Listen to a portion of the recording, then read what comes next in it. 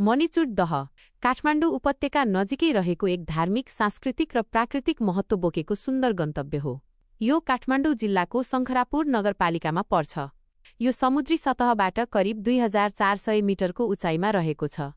साँखु बजारबाट केही घण्टाको पैदल यात्रा, हाइकिङ वा कच्ची सडक हुँदै गाडी मोटरसाइकलमा यहाँ पुग्न सकिन्छ। पौराणिक मान्यता अनुसार प्राचीन समयमा राजा मणिचुडले यहाँ बसेर घोर तपस्या गरेका थिए।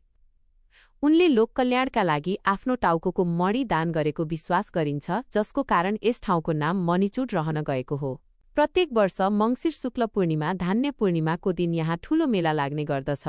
उक्त दिन दहमा स्नान गर्नाले पाप पखालिने र पुण्य प्राप्त हुने जनविश्वास छ। दहको नजिकै मणिचुड विनायक र बुद्धका मूर्तिहरू रहेका छन्, जसले गर्दा यो ठाउँ हिन्दू र बौद्ध धर्मावलम्बी दुवैका लागि आस्थाको केन्द्र हो।